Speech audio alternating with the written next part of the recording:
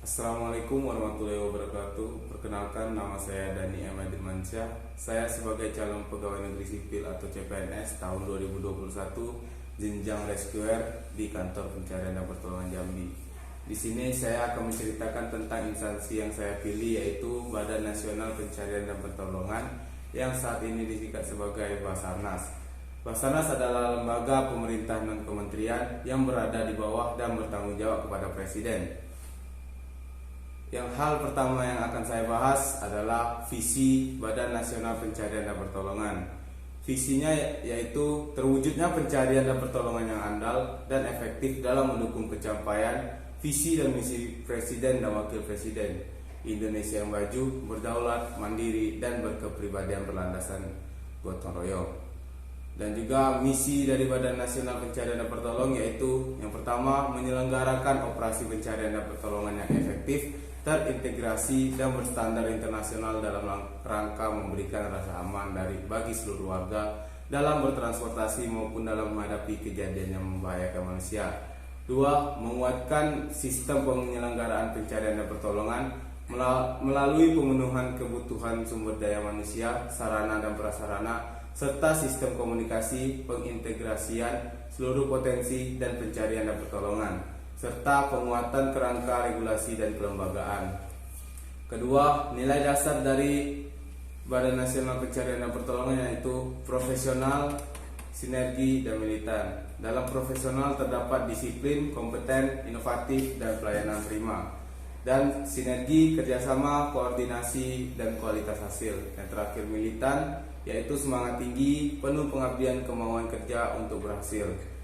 Dan ketiga, struktur organisasi dari Badan Nasional Pencarian dan Pertolongan yaitu berdasarkan Peraturan Badan Nasional Pencarian dan Pertolongan Nomor 8 Tahun 2020 tentang organisasi dan tata kerja Badan Nasional Pencarian dan Pertolongan.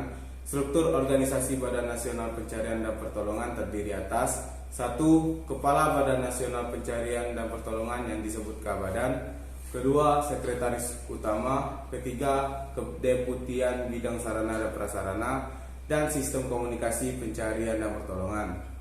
Yang keempat, kedeputian bidang operasi pencarian dan pertolongan dan kesiapsiagaan. Kelima, kedeputian bidang tenaga dan potensi pencarian dan pertolongan. Keenam, pusat data dan informasi yang disingkat Pusdatin. Yang ketujuh, inspektorat. Saya akan membahas tentang jenjang yang saya pilih yaitu rescuer. Yang pertama, tugas rescuer adalah melakukan pencarian dan pertolongan sebagai ujung tombak di instansi Basarnas. Jenis layanan yang diberikan itu seperti melakukan pencarian, pertolongan, atau membantu dalam kondisi membahayakan manusia. Contohnya, orang tenggelam, musibah pelayaran, musibah penerbangan, musibah dengan penanganan khusus seperti kecelakaan, dan juga bencana seperti banjir dan tanah longsor yang terdapat korban jiwa.